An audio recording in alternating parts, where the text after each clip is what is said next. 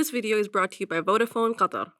Today, I'm going to be showing you how to make your own thobe or buy one ready-made.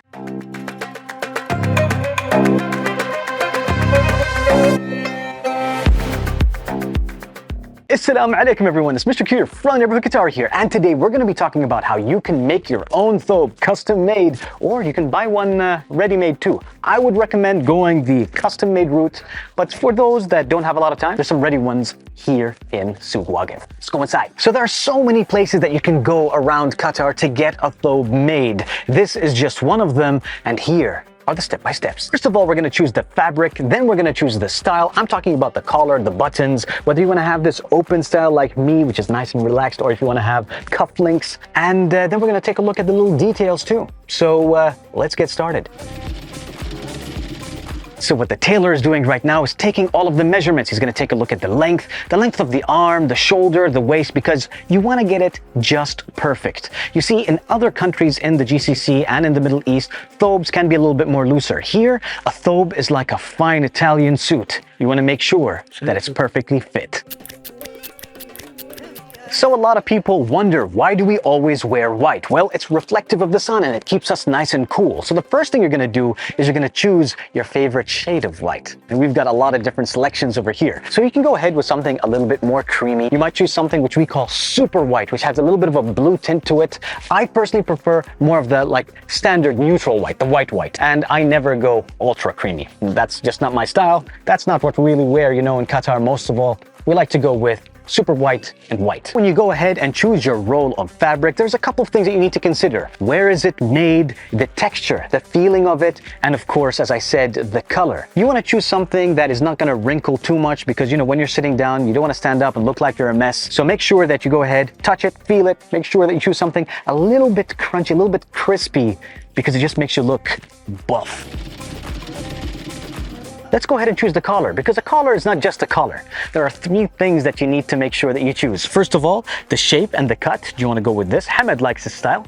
Or do you want to go with this style as an example? I like to go with this. The second thing you need to let them know is how hard do you want the cardboard in it? Because it can be stiffer, softer, or sometimes even no cardboard at all. I would always say go with a medium. You don't want it to be too hard or too soft. The third thing is you need to go ahead and choose your button.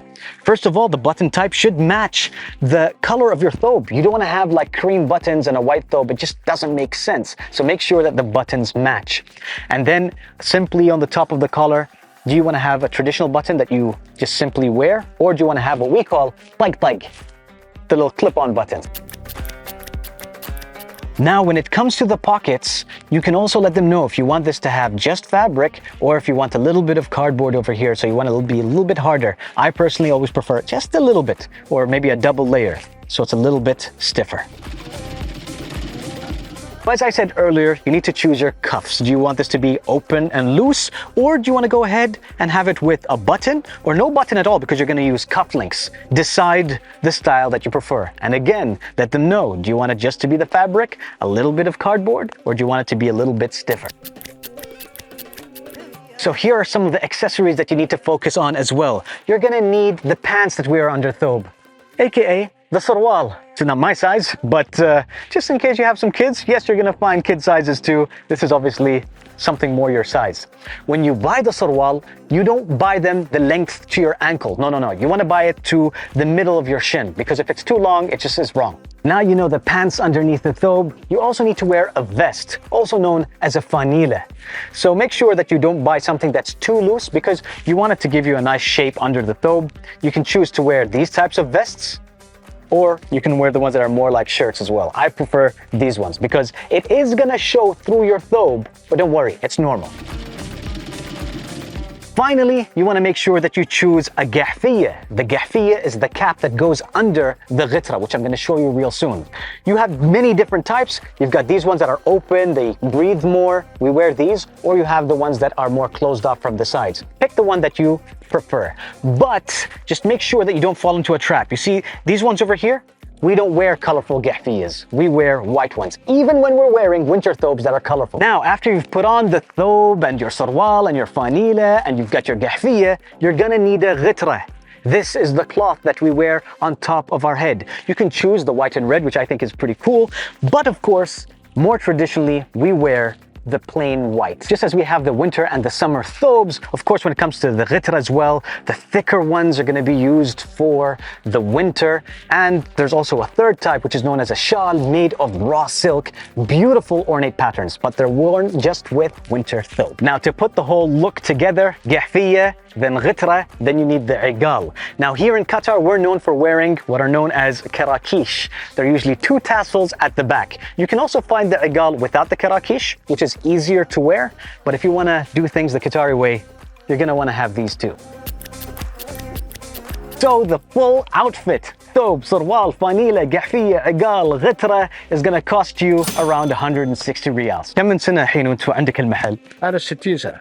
60 years he's been operating this place. If you want to get the best, you might want to come to someone that's got a lot of experience. So of course, if you come to Souq Waqif and you want to come and visit this place, this is known as Rashaqa. We'll share with you, of course, the card so that you can see all the information, come and visit. I'm sure he'll give you a good deal. Of course, I've shown you the white thobes, but during winter when it gets colder, that's when we start to wear the more colorful stuff. And this stuff is typically, made out of wool and thicker fabrics. So as you can see over here, we've got this nice purplish burgundy color, we could almost say.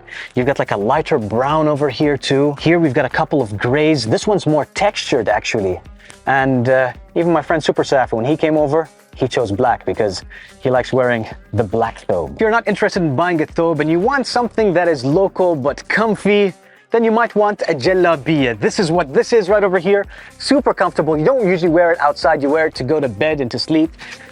This is only 40 riyals. So go ahead and grab a jallabiyya. All right, everyone. So we taught you how to make your own thobe, and I really hope that you can dress like a local. Guys, if you like this episode, please don't forget to give us a like. Don't forget to share. And you see that bell over there?